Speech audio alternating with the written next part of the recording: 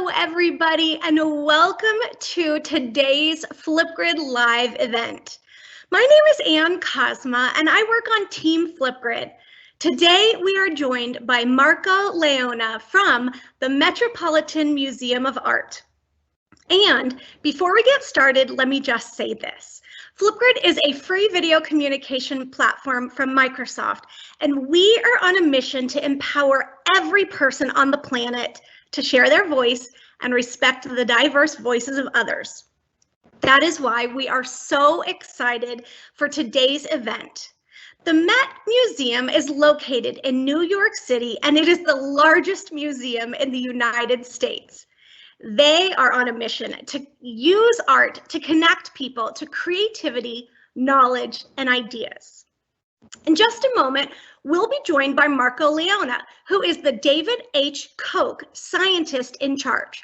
And we are so glad that you are here today because he is going to give us a behind-the-scenes look at all of the Met's research labs. So, without further ado, here's Marco.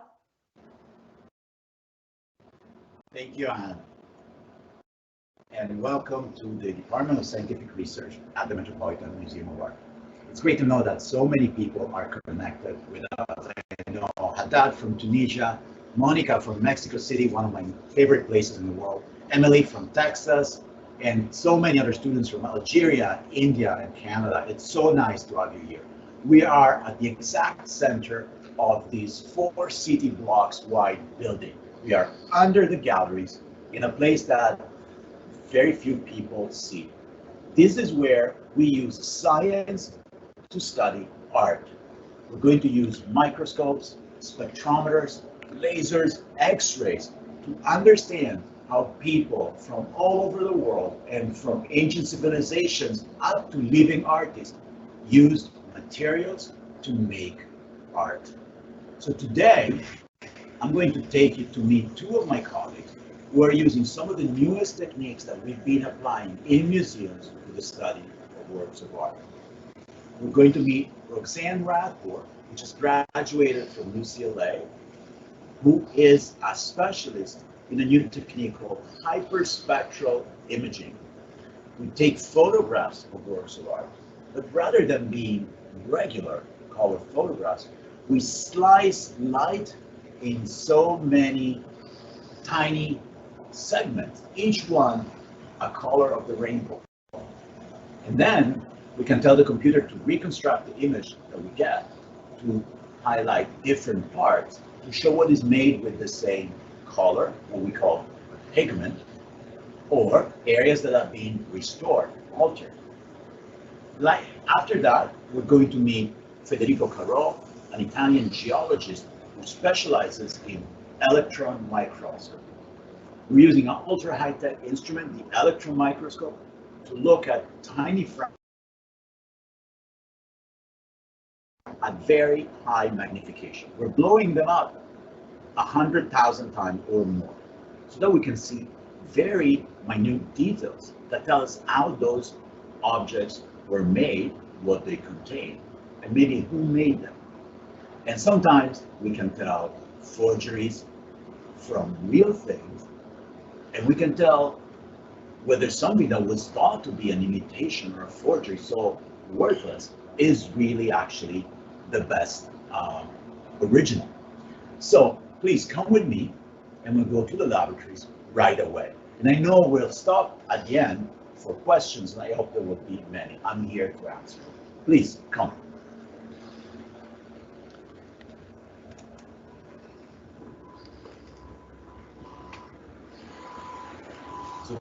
This is our microscopy and imaging lab. This is where we use advanced methods to capture images in works of art and study them. And this is my colleague Roxanne, and she will tell you everything about hyperspectral imaging. Thank you, Marco. Hi, everyone. My name is Roxanne Radford, and I'm a research fellow in the Department for Scientific Research here at the Metropolitan Museum of Art. And my work focuses on using techniques that are non-invasive and non-contact so we can minimally interact with any objects, but still maximize our understanding about the materials that were used to make them and their condition and how we can continue to protect them. So one instrument that I am focusing on is called a hyperspectral camera. And we can use this instrument in different ways to record material signatures, such as how a material reflects or absorbs light, or how it emits light when it gets really excited.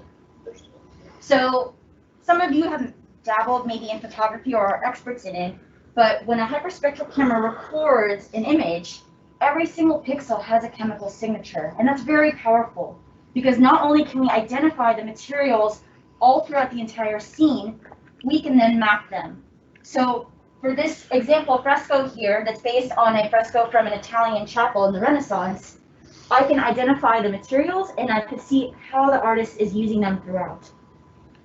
So here's an example of the camera set up, and this is our collection software. And when the camera is scanning, it scans a single line of pixels up and down the painting, and it goes across the surface of the target.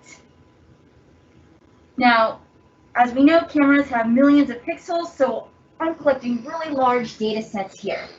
And again, every single pixel has a chemical signature. Now, instead of me digging one by one, clicking through to see what all the pixels are, we use math. We use statistics to identify what the materials are, and then to see where everything is. So here, I've processed the data, and we call the data set where everything has been pulled out the spectral end members. These are the most abundant materials in the paintings, and they represent what the painting is made of. And I take those end members, and I use the software to map them across the surface of the painting so I can see how the artist was using them. This gives us deeper insight into how the artist was painting, and it also allows us to see the condition of the painting, if certain areas are starting to change, if the chemical signatures are evolving over time. So we use it both as a way to investigate the painting and also understand its condition. We also try to delve further into forensics, because if you've ever seen collections online or museums and you've seen statues from antiquity, they look white to us, but we know they're not white. They've been covered in paint. And there are certain pigments from antiquity that actually give off light if we excite them especially. And one of them is called Egyptian blue, and I have a sample target with Egyptian blue. And then the other is a set of red pigments that are made from dyes. Now, both of these emit with special properties if I excite it with special types of light, but our eyes can't see that. However, our camera can. And so by using our hyperspectral camera to scan it with special lighting, I can see the glow from the blue pigment, and I had pulled out the special signature that shows its emission, and I mapped it.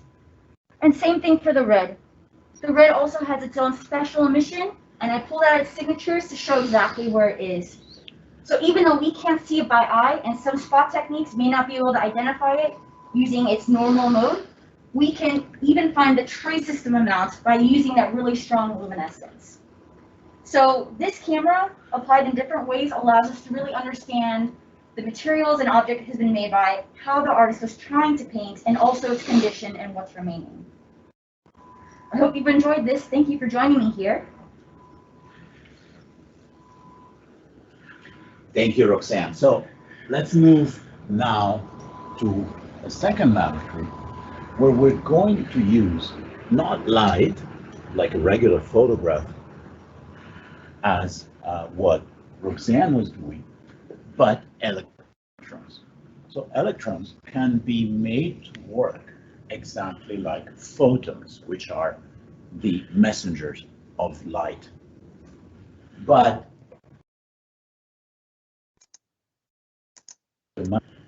they can be more tightly so that we can get much higher magnification. And that's what we do with an instrument called the electron microscope. And here is my colleague, Federico.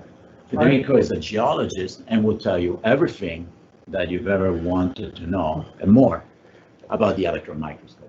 Hi, as Marco said, I'm Federico, and I'm one of the scientists here in the Metropolitan Museum of Art, and I'm a geologist. And as a geologist here, I'm studying works of art, trying to understand how they were made, what kind of materials were used to create these works of art, and I'm also trying to help my colleagues to preserve these objects for posterity. One of the instruments that I'm using very often is this very special microscope. It's called an electron microscope because instead of using visible light to image object, you use electrons. And thanks to the use of electrons, I can reach very high magnifications that are not possible with visible light. And usually I work on very, very tiny samples of objects, like in this case. I don't know if you can see them. Those are tiny, tiny fibers that were used to create this beautiful tapestry that you see on the screen on the right side. It's a tapestry that is about 400 years old.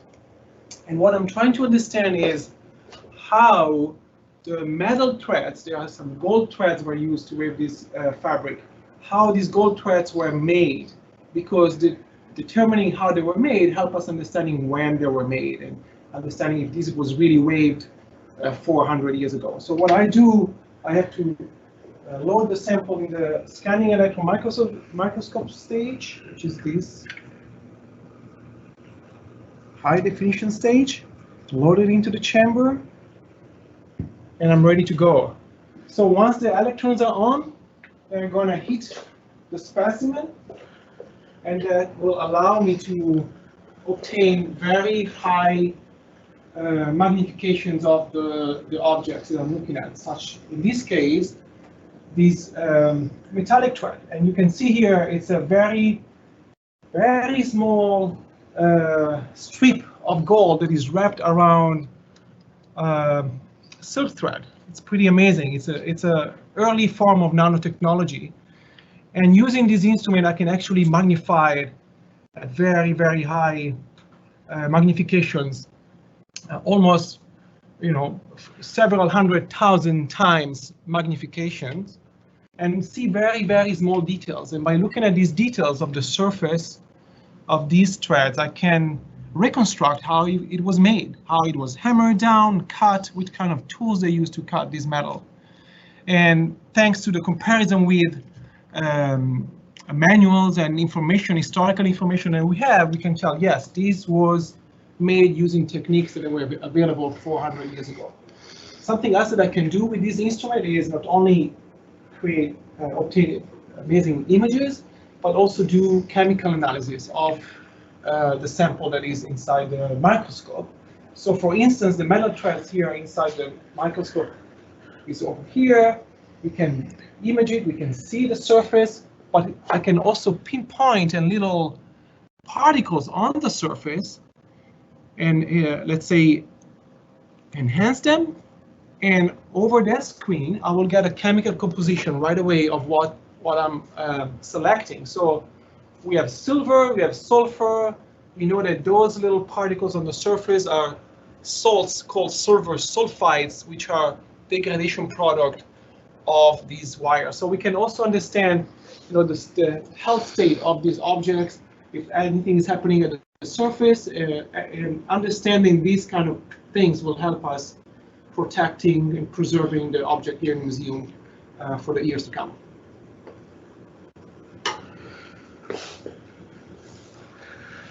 Thank you. Thank you, Federico. So this is just part of what we do at the museum, because works of art are really complicated, they're complex. It's not really, people think about art as really separated from science, but you can see just from a few examples how complex the materials that form works of art are. Here you have something that from outside looks like solid gold, and you discover that there's very little gold in it, that it was made to look like gold. You discover that people were thinking about how to make things that are less precious look like things that are more precious, which happens all the time. But also, imagine how you take metal, which is cold, which is rigid, and make it become flexible so that you can weave it, so make it into cloth, make it into fabric, so you can make images with it, just with very careful and creative arrangements. And our job is that, really going back to what the ancient artists, these men and women that sometimes we don't even know their names, what they're making in South America, in Africa, in Europe, and what the artists are making now. There's something that I like to say, that our work, it is at the intersection of art and science, but, and it's going to be sounding a little bit out there, it's really at the crossroads of materials and meanings. Now, it sounds like a weird concept, but think about it. These people want to say something, artists, they want to mean something, and they're using their materials to do that. So it's really not two different things. The artist, like an engineer, needs to manipulate, to create with the stuff that they have, with their materials. And they do give a meaning to us. And so that's what we're trying to do, find what they're trying to tell us. You might have a lot of questions, and I know that's also, this is a special time because we can take a selfie with you. So if you want to take a selfie with us here by the electron microscope, please do that, because we'll be here with you with the electron microscope. And hey Marco, I'm back too. So as folks are getting in their questions, everybody, this is your chance to take a selfie. So educators, grab your smartphone or device. Our friends here are smiling on camera. We're going to give you all a moment to get set up. But when you share these on social, definitely feel free to tag Flipgrid and our friends at Met Museum. And be sure to use their hashtag #MetScience. So it's selfie time, another smile, everybody. Yeah, look at those smiles. That's so awesome.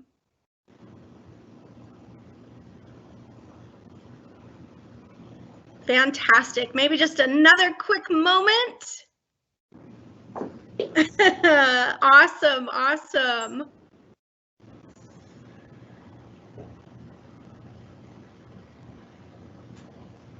Awesome. When you share these on social, friends, be sure to tag at Flipgrid and our good friends at Met Museum and use that hashtag #MetScience. Definitely share them on social so we can celebrate with you. And Marco, we do have so many incredible questions that came in. So we're going to get started with a few of them. And we had so many folks asking, when was the Met Museum founded? So the Met Museum was founded in 1870, so 151 years ago. In fact, last year we did celebrate our 150th anniversary. I was not there when they founded the Met. Well, happy birthday, happy 151st birthday. And you talked about this incredible way that you use science and math and modern technology to honor and recognize and explore ancient artists. And we had so many questions wondering, is the work you are showing us all originals or are they copies? The work we're showing you are originals. We took samples. You mean in the galleries or here? Everything that we do is work on originals. Now, sometimes we, the scientists, make our own reproductions so that we learn by experimenting how ancient people would have done something. And we have to be careful because they didn't have electricity, they didn't have instruments. So we get to think like they were thinking. That's phenomenal. Well, Marco, we're also getting a lot of questions about how folks who are tuning in around the world can conduct their own art experiments at home. And this is great because today, the Flipgrid topic of the day is the Met Museum's topic called The Science of Art. And it includes an experiment that will teach you why copper becomes green, like the Statue of Liberty. So educators, parents, if you want to give your students the opportunity to do this experiment and then reflect on the learning, definitely check out the Met Museum's topic of the day. And I'm going to show you real quick how easy it is to find this, and then we're going to do some more questions with Marco. So My good friend and teammate Chris is sharing his screen, and in your browser, you simply need to type in aka.ms/ScienceMet. This will take you directly to the Met's Discovery Library page. And right at the top, you're going to see the topic called the Science of Art. So Chris, select that one. And you see this explanation of the scientific experiment, some information for your students to use, but you can use this in your classroom immediately. If you notice that small blue button that says Add Topic, you simply click on that and you can determine if you want to use this topic as an individual discussion or add it to your group. And think of a Flipgrid group like your classroom. You can edit the topic information, customize it, and make it meaningful for your students or your learning community. And then the fun begins. When you use this topic, your students will be able to reflect on their learning, explore the questions the Met has shared, and submit their own video response, sharing their takeaways and their learning. They also get to have fun using all of those creative elements inside the Flipgrid camera. So definitely be sure to check that out after the event. We're going to post that link for you in the chat, so it's as simple as copying and pasting. And remember that topic, the science of art, is right at the top of the Metropolitan Museum, right at the top of their Discovery Library page. So, Marco, I have more questions for you. Are you ready for this? We have a lot of grade 5 classes who are so curious about what is the oldest picture you have at the Met? The oldest objects we have at the Met are from ancient Egypt. They are more than 5,000 years old. We've analyzed some of them, and they're just amazing, full of surprises. The oldest painting that we have is probably it's also from ancient Egypt. At the time, the Romans were there, and these were paintings of people that would accompany them as their portrait when they were buried. And they look like portraits that you would see now. The Romans were painting in a style that was very realistic, that was very much like we would paint today. I love that. Well, so another question that came in, and as you are sharing about the forensic science of art, this digs in a little bit further. Why is it important for us to know when these paintings were made? Well, there are several reasons. Now, one is maybe the most boring reason, but it's an important one. People want to know when they were made, if they were made in the right place and the right people, because that would make them more valuable. Now, that is actually less important for us. Certainly, we want to know that we're not throwing away any money, but it's interesting sometimes because we don't know about these paintings and sculptures, when they were made and where they were made, because so much happened in the course of history. A work could have been transported from its region, could have been taken by raiders or looters, and by doing this type of study, we put it in the right place, and we, if you want, we give it back to the people who created. We get back that credit to them. So if I'm studying sculpture from Cambodia, from Southeast Asia, which is a project that actually Federico did, because so much has left the country, so much has happened. Think about the wars and the destructions. If I can tell whether a piece of stone comes from exactly the same place as another one, from a certain temple, then I can really create a picture, at least in my mind, of what that place looked like, and I can put together things virtually. And certainly for somebody who comes here in the galleries, they know where that piece came from, who made it, and when, which I think is very, very important, because we're now having a connection to those people. I love that. And your point about the connection, yeah, it's going back in time and making that authentic connection with the ancient artists who created them. That's fascinating. We had some questions come in, and this is super interesting. Do any of the machines cause damage to the objects? That's such a good question. There is the potential to do it because they use high energy, but we test all of them exactly for that reason. So we want to be sure that we're not subjecting the work of art to damage because we're looking at it. Now, some techniques are better than others. There was something that Roxanne said. She said that she wanted to do non-invasive analysis. And that is exactly that. It's when you don't touch a work of art and you don't do anything to it more than taking a picture. Now, if you've been to museums, you know that they tell you, don't take pictures, don't take pictures, don't use the flash, because too much light is bad for some works of art. And it's the same here. We have experimented to make sure that these machines can be used with light levels that are low enough that there is no damage. Now, in the case of the electron microscope, we had to take a fragment from the object, what we call a sample. So that type of analysis is damaging the work of art because I cut off a little piece of it. But because the method is so powerful, the fragment we take is invisible. Sometimes we take fragments that are smaller than the width of a human hair. And that, we think, is justified because the knowledge that we get adds more to the work of art than what we took away. Wow. I know everybody is loving learning from you all today.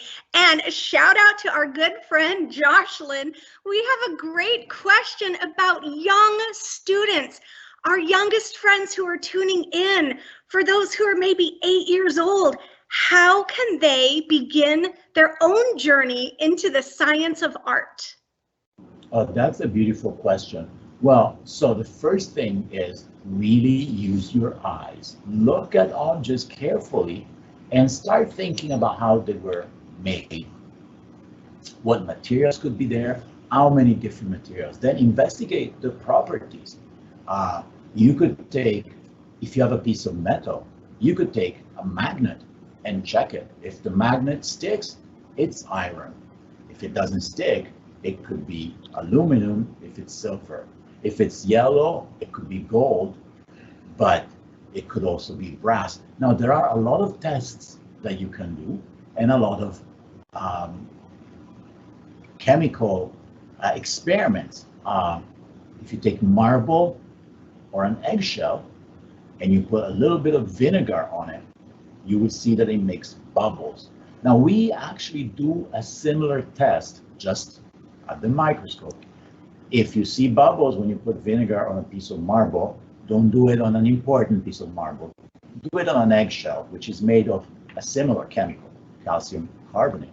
If you see bubbles, that it means that it's calcium carbonate. The bubbles are CO2, carbon dioxide. The same bad stuff that's in the atmosphere and that's messing up climate, it's contained in all of these rocks. And so we have a variety of these tests that can be used. You can really look into chemistry. So talk to your chemistry teacher and ask them about this experiment to analyze materials. This is what we do. And I started doing it when I was 8 years old. Fantastic. I cannot thank you enough for sharing your expertise with us. Marco, do you have any final thoughts you want to share with the folks who are listening? Well, my message is one of encouragement. I would like all of you to think about becoming scientists, to get more science in your life, and maybe here in a museum, because it's a beautiful journey, it's really exciting, and I have a lot of fun in my work. So I hope that you will think about it. Thank you. Thank you, Marco. Today has been so special. And we appreciate you sharing your expertise, your insight, the forensic science of art, and helping us make those connections to the ancient artists from the past. Friends, we loved spending this time with you today. And remember, we're here every week with Flipgrid events. So you definitely can check out what's coming up at aka.ms/Flipgrid Live Events. Get registered. We're here every Wednesday, and special events, same time. Don't forget to check out the Met's topic of the day today. It's live now on their Discovery Library page. And finally, for any educators or parents, lead learners out there who are tuning in, if you're curious about how to get the most out of Flipgrid and use it with your learning community, feel free to sign up for a professional development session. My great friends and teammates, Jess, Jornay, Feli, and I, we're here to help you. So definitely check out aka.ms/FlipgridPD. That's aka.ms/FlipgridP as in pineapple, D as in dog, if you'd like to learn more. But we just want to say thank you to Marco Leona, who is the David H. Koch Scientist-in-Charge at the Met, and his team down in the research labs. We appreciate you. Thank you, thank you. And for everybody tuning in, we're so glad you were able to spend this time with us. We wish you well. Stay safe, take care, and we'll see ya. Bye.